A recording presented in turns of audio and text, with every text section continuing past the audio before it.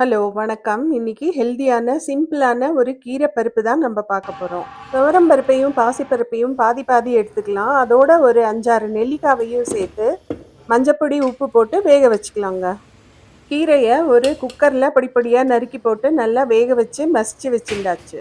ஒரு கடாயில நல்லா 1 டேபிள் ஸ்பூன் நெய் விட்டுக்கணுங்க. இதுக்கு நெய் தான் நல்லா இருக்கும். நெய் விட்டு இதில் கடுகு, ஜீரகம் ஜீரகம் கொஞ்சம் நிறையாவே போட்டுக்கலாம். ரொம்ப நல்லா இருக்கும் கீரைக்கு. அது பொரிஞ்சு வந்த உடனே உரிச்சு வச்ச பூண்டை எடுத்து போட்டு நல்லா செவக்க வறுத்து வச்சுக்கலாங்க. இப்போ நம்ம நறுக்கி வச்ச தக்காளி, வெங்காயம், பச்சை மிளகா இது எல்லாத்தையும் ஒன்றாவே போட்டு நல்லா வதக்கிக்கலாம். நான் சின்ன வெங்காயம் தான் போட்டிருக்கேன். நீங்கள் எந்த வெங்காயம் வேணாலும் போட்டுக்கலாம், நல்லா இருக்கும்.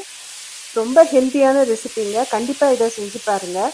இப்போ காய் நல்லா வதங்கும் போதே மஞ்சப்பொடி, கொத்தமல்லி பொடி, சாம்பார் பொடி, உங்களுக்கு தேவையான அளவு சாம்பார் பொடி போட்டுக்கோங்க. காரம் இன்னும் தேவையாக இருந்தால் மிளகாய் பொடி கூட போட்டுக்கலாங்க. இப்போ நல்லா 2 வதக்கி விட்டுக்கலாங்க. வதக்கிட்டு அதுக்கப்புறம் இந்த மசாலாலாம் தீஞ்சு போகாமையும் இருக்கும், அடி பாத்திரத்தில் ஒட்டாமையும் இருக்கிறதுக்காக வேண்டி நம்ம தேவையான அளவு தண்ணி விட்டுக்கலாம். நம்ம இதுக்கு கருவேப்பிலை, கொத்தமல்லி போடுறது இல்லைங்க. ஏன்னா அந்த கீரைக்குன்னு இருக்கிற வாசனை போயிடும்.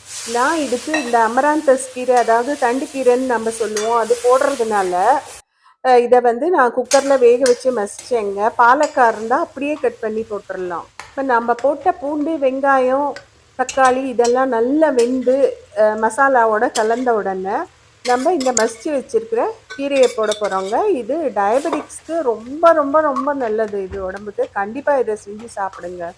ரொம்ப முடியாத அன்றைக்கி ஒரு சிம்பிளாக லஞ்ச் பண்ணணுன்னா இந்த கீரையை பண்ணி ஒரு பொரியல் பண்ணினா போகிறோம். எல்லா வித சத்துமே இருக்குது. நெல்லிக்காயில் அயர்ன் இருக்குது, நார்ச்சத்து இருக்குது, விட்டமின் சி இருக்குது. அது இல்லாமல் கீரையிலையும் பருப்புலையும் புரோட்டீன் இருக்குது. இதை சுட சுட நீங்கள் சாதத்தில் நெய் விட்டு இந்த பருப்பையும் போட்டு பிசைஞ்சு சாப்பிட்டீங்கன்னா ரொம்ப சூப்பராக இருக்குங்க. இந்த மாதிரி கீரை கூட்டு பண்ணும்போது சிம்பிளாக ஒரு பொரியல் சைடில் இருந்தாலே போகிறோங்க லஞ்சுக்கு. இந்த கூட்டும் பொரியலுமே உங்கள் உடம்புக்கு தேவையான அளவு சத்தை கொடுத்துருங்க. பாக்கி வெரைட்டியாக நம்ம பண்ணும்போது இந்த மாதிரி கூட்டையும் சேர்த்து பண்ணுவோம். அப்போ 2 ஸ்பூன் தான் விட்டுப்போம். இப்போ தனியாக இதை பண்ணும்போது நிறையவே நம்ம இதை உபயோகப்படுத்தலாங்க.